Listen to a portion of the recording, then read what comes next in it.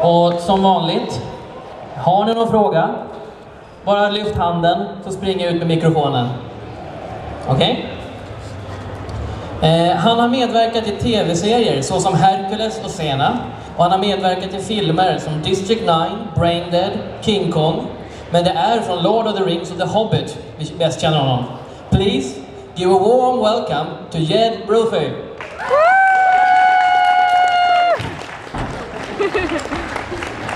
Howdy. Do a little striptease for you here? Not really. How you doing? Yeah, do come in the back. I want everyone out of that hall in here down right now, thanks. That's great. So I'm Jed Brophy, I'm from New Zealand, which is a 30-hour plane trip to get here. And I came here especially to see every one of you. I've learned all your names off by heart. Got a photographic memory.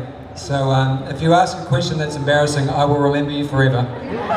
Just remember that, okay? I can do this on a chair. It's pretty cool. You do know we're going to ask an embarrassing question just because you are going to remember us. I'm hoping that you will. I live for embarrassing questions. I gave it to her. My middle name is Embarrassing Question. Jed Embarrassing Question Brophy. Does anyone have an embarrassing question they'd like to ask me? Well, we'll start with the embarrassing question. Are you guys going to release a trailer of the calendar Dirty Baker's Dozen? Are you going to release a calendar of Dirty Baker's Dozen? One of the calendars. And which month are you? The calendar that we did for Peter? Yeah. There are only 2 copies of that calendar in existence. Peter Jackson has one of them in his toilet. And the other one belongs to Graham McTavish, who told us that there was only 1 copy. It turns out that he's got one, and I wonder why Graham McTavish has a copy of the calendar. Why would you want one? I don't think, and I'm hoping that no one will ever get to see those images in that calendar that we did for Peter Jackson's 50th birthday. But I can show you the pose that I did.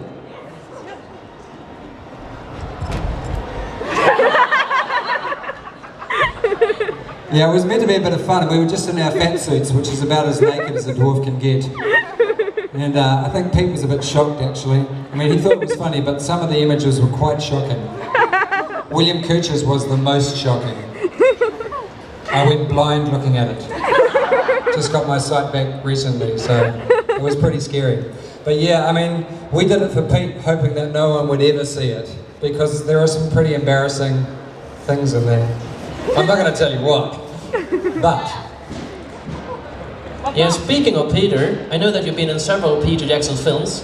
Did you two become friends doing Brain Dead, or did you know each other from before? No, when I was doing a theatre show with the co-writer of Brain Dead, a guy called Stephen Sinclair, and a kind of a weird guy came backstage and said, I've got the zombie movie I want to make, and I want to know if you want to be in it. And I said, no, I don't. I don't want to be in your zombie movie. And he gave me the script to read, and I took it home and laughed.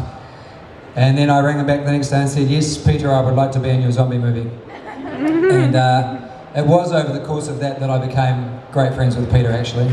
The budget for Brain Dead, the special effects budget, didn't even pay for the coffee on Lord of the Rings. The entire special effects budget was about $100,000, which was pretty cheap in those days. And so we all had to do the special effects together. The scene where Lionel is running on all of the blood on the heads, we were chucking all the body parts at him from offset. So we didn't just have to be the actors, we had to be the stunties, and we had to be the special effects team, we had to be the blood wranglers. Still has the Guinness Book of Records for the most blood in a movie. Saw tried to make more blood, but they didn't. They missed it by a couple of 100,000 gallons, I think. So yeah, it was during that, and he said to me that I made more of the character than they realised, and every day they would write extra stuff for Void to do because he really loved it because it was so funny. And Pete really likes actors that can do their own stunts and are really visceral and physical actors, so I think I endeared myself to him by never complaining. Yeah, speaking of stunts, yes. I know that in Lovely Bones you were credited as a stunt. Yeah. Are you a stuntman, and do you prefer to do your own stunts, or? I do, yeah. What a lot of people don't know about Lovely Bones is we shot the entire film in New Zealand first with a Kiwi cast, so that Peter could take that and show it to the Americans to show him how he wanted it shot. So when they came to do the reshoots, Mark Wahlberg couldn't come to New Zealand, so I doubled for him doing some of his stunts. I had to put on an awful lot of muscle just for that stunt. I worked out for about a day and a half and got really ripped. But yeah, I do like doing my own stunts. My stunt guy, who was my stunt double on Rings, he's only done 2 weeks worth of stunts for me in 10 years. So he hasn't made any money out of being my stunt double. It's a very poor stunt man. But I grew up on a farm, and then I went to phys ed school to be a phys ed teacher, so I kind of rate myself to do my own stunts. See what I did there? Any other questions from anyone other than him? Yeah, we got one question here. What's the most bizarre thing you ever had a fan do? That I ever had a fan do? Yes, a fan meeting you. A fan do to me? Oh. What's the most bizarre thing a fan has ever done to me? Fainting.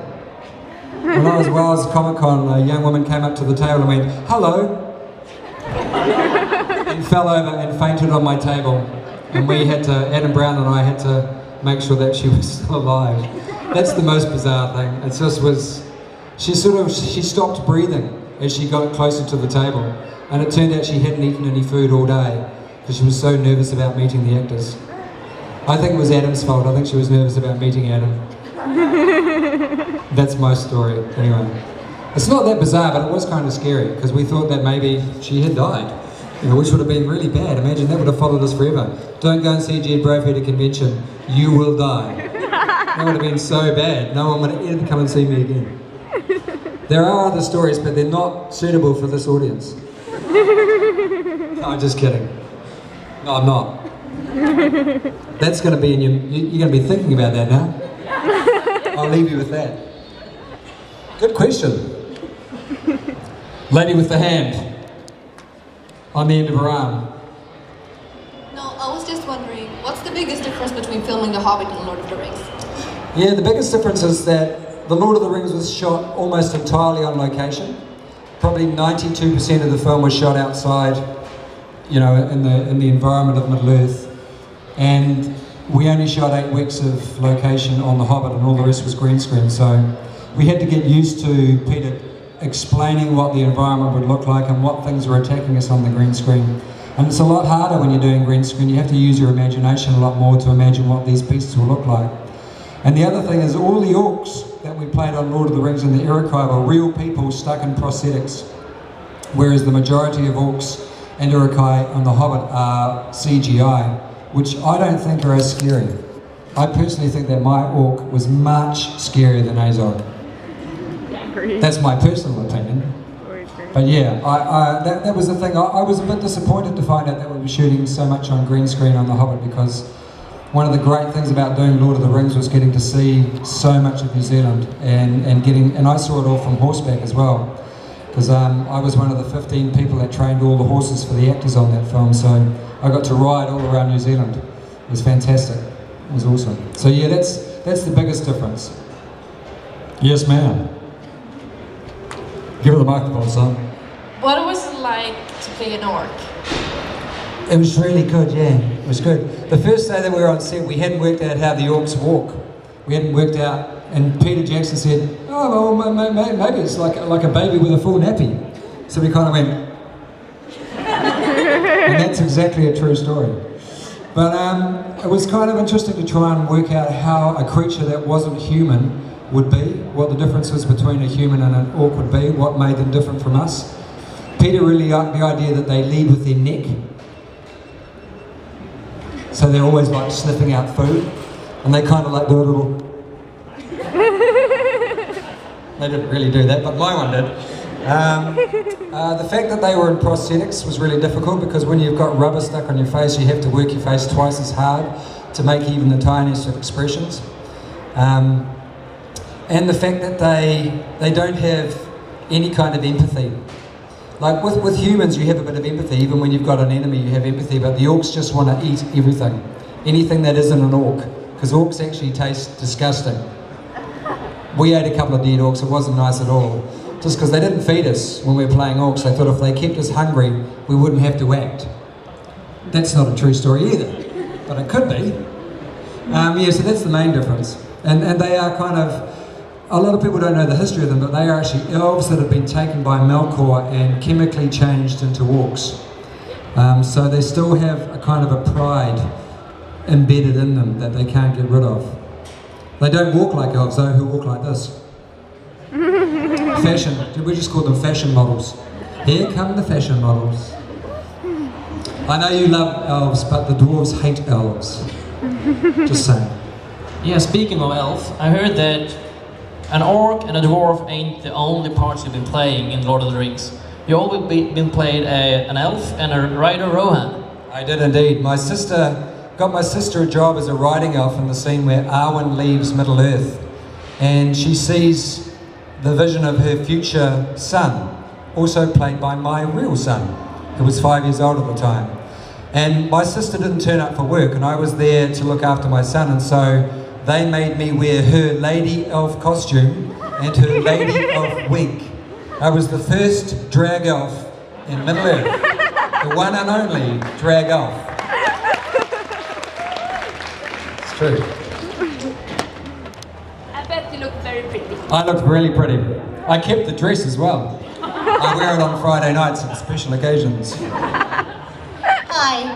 What? Jacqueline, how's it going? I even remembered your name. Thank you, thank you. What was it like playing a troll? The one, you know, with Bilbo? I didn't play a troll. Didn't you play the troll? I played a troll on the mocap stage that they used. Me and Peter Hamilton and a guy called Callum Gittins played the trolls when we did it on the mocap stage when Peter was writing the script. But I didn't get to play a troll in real life when they did the film. That was William Kircher, Mark Hadlow, who's my brother, who like me is heinously ugly, but slightly shorter, and Peter Hamilton. They played the trolls. But I could have claimed that and you wouldn't have known, but they would ring me up going, Jed, you told a lie again. Another story. Would have been bad. Up the back there.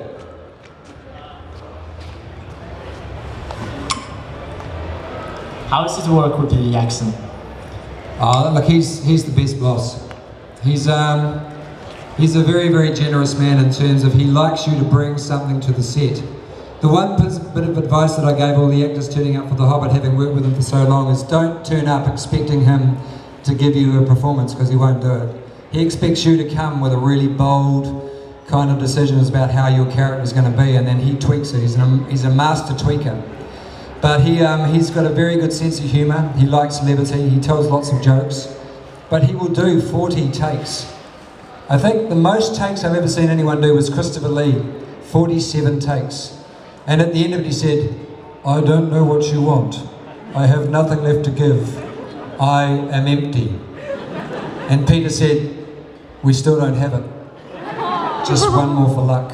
And that is his favourite saying. He always says, one more for luck, and then you do 20 more takes. But he's very exacting. He will keep pushing you until he gets what he wants. But at the same time, he works harder than anyone. I just did a gig with 150 lucky fans that got to travel to New Zealand and see the film with Peter. And Peter came to see them to watch the film with him, and he had just done 22 hours straight in the editing suite. So he is a workaholic, the hardest working man. But like I say, very generous. There's a lot of young filmmakers in New Zealand who get to make films only because he allows them to use his equipment for free. He has 144 of those red cameras, and all of them have names, like George and Bob, and Peter, and Michael, and Zip Zim Dinga Dinga. No one really knows what that camera does. It's got a cool name though. Good question. Good question. Who's your favourite character from The Hobbit, except for yourself? Look, my favourite character from all of the trilogies is Gandalf, because I really, really love Ian McKellen. I think he's super, super duper. I think Gandalf for me epitomises, when I read the book, I actually had an image of Ian McKellen in my head when I read that book as a 10-year-old. He was the only character that they cast in Lord of the Rings or The Hobbit when it came to it that was like it was in my head. He was absolutely perfect. It's really hard to say that because all of them are cool. Martin Freeman's a very funny guy. Richard Armitage is the loveliest man in the world. Jimmy Nesbitt's very funny.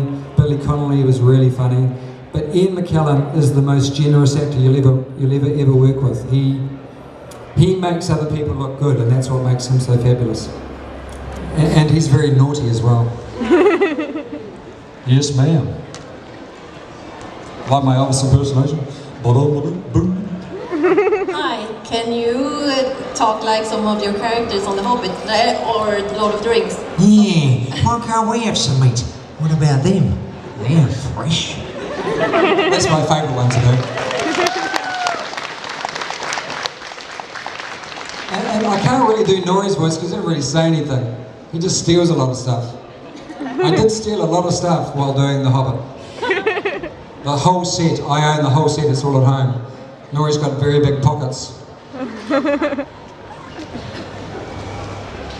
Yes, I was thinking of makeup. How long did it take for you to get all your stuff on? I mean, like, Aiden, it took like 5 minutes for him to get nose. Aidan Turner. He had a little piece of prosthetic on the end of his nose, and that was about it. He was the luckiest guy. It only took 2.5 hours for me to get into makeup. Most of that was my wiggage and just trying to get the wig straight. My wig was all made of yak hair, but the longest that I was in makeup was 7.5 hours for Sharku in Lord of the Rings. I used to have to get there at 2 in the morning, and I'd get out at about 11 at night. There's a funny story about that. I have 9 layers of body paint on as that character, and they used to have to do my front, put the face on, then roll me over and do my back. The one day that I went to sleep, they painted "I love Vigo" on my butt. And they took photos of it and they pinned them in his dressing room. And then he came into work and he went, "Hey man, this has got to stop. People are talking, you can't be writing stuff on your butt." So I never went to sleep again. It's the only time. You should have made it a tattoo. It is. Who told you about the tattoo? Yes sir. There's Aidan Turner right there.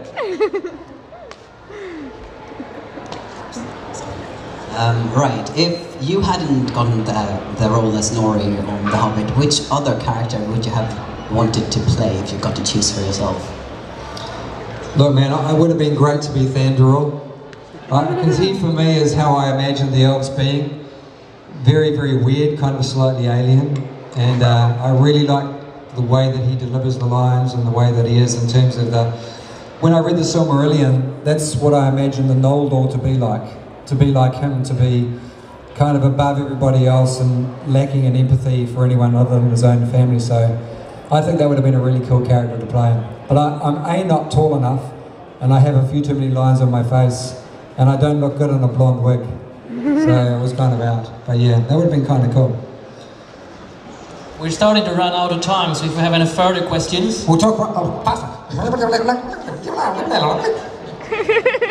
Well, I'm waiting for people to ask a question. I'm curious regarding stealing. Yes. Did you keep any props from the set? Yes, I did.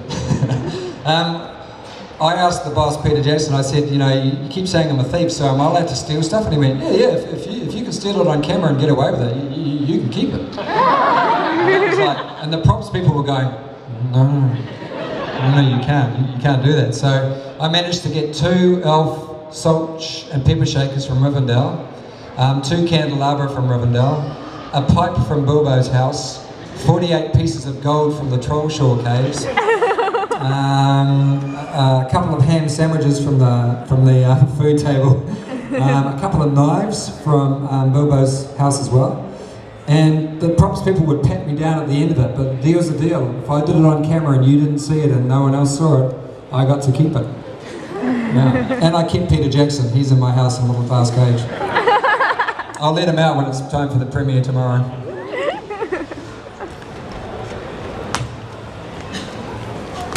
Oh! Ow! Danger, Will Robinson. What's your favorite scene in Braindead? Well, that's a hard one, man. I love the whole movie. But I think probably the favourite scene in terms of the one that we shot was when Void gets hit in the head with the rake. Because we had to shoot all that in reverse, because we can't obviously put a rake in my head because that would be very painful, and I'm not a real zombie, even though I tried to method it. So we had to shoot that whole thing in reverse, and it took a whole day to try and work out how to do it. But pretty much all of the scenes in that movie are pretty cool. Getting killed with the lawnmower, they had to cut a hole in the ground for me to be down on a box, and then I had to pretend that I was getting shorter and shorter, like, until I was down in the hole like that. That was kind of cool. There was no CGI in Braindead, it was all done physically. So every time you see someone fall down the stairs or someone smash through a window, that was a real actor actually doing that stuff. Getting their head cut off, we killed a lot of actors on that film. It was terrible. I got cut in half, and although the surgery was really good, I've never been the same since. Can't eat pizza anymore. It's not a true story. It's not a true story for the young people. It's not true. So no bikini for you then? I do have a bikini. Yeah, speaking of actor, one of the biggest Swedish actors is Michael Persbrandt. Rock and roll, that guy is rock and roll, man. I was curious, how was it to work with that guy? He was amazing. When he came on set in the very first scene to play the character of the Shapeshifter, he was just totally in character. He was amazing to watch, amazing to work with. He's a lovely guy. He's a bit of a poet, a bit of a Renaissance man, but he is totally rock and roll. There was a couple of parties there where he really had a good time. But yeah, he was amazing. He was amazing. He really suited the character, and he was a fantastic guy to hang out with, and he told some amazing stories. He told a lot of stories about you, actually. A bit scary. No, he didn't really. No, he was really cool. You should be very proud. He's a very fine actor, and he does a great job in the movie. I just actually wish that there was more of him. I wish that there was more of him in all the films. I'm sure there will be in the extended version. But yeah, he was cool. We have like one final question over here. No pressure, but it better be good.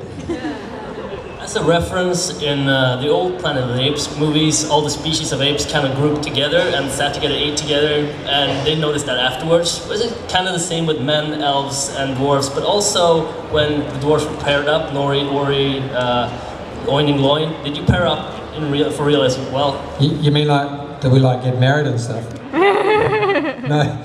It was actually, there were days when there'd be all the extra elves came in and we'd be like, here come the pointies, and we'd kind of make fun of them, because the dwarves and the elves don't get on. But Lee Pace and Orlando were such nice guys that we let them come and sit with us. We would always sit with Ian McKellen because he told great stories.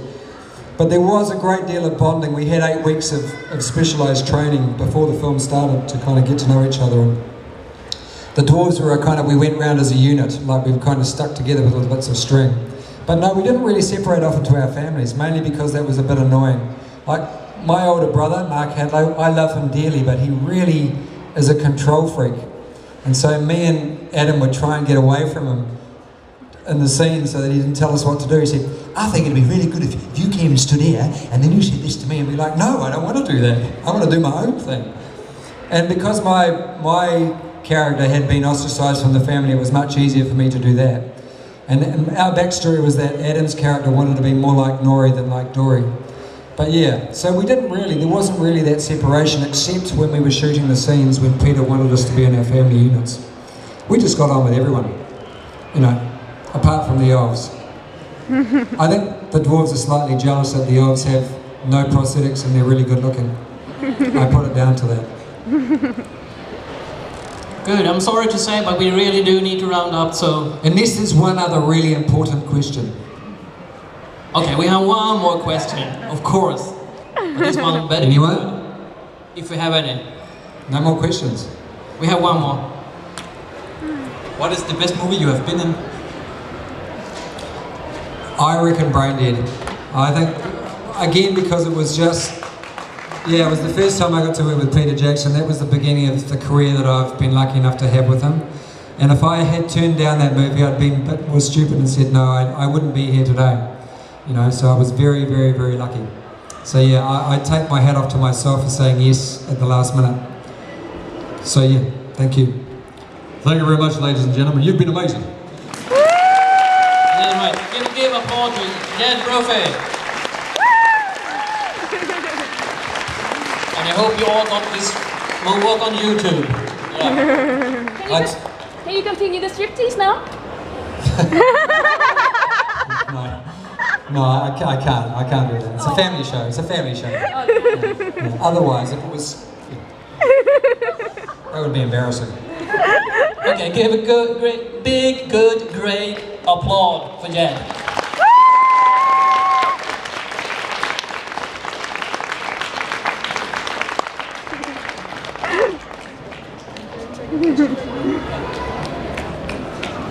Right.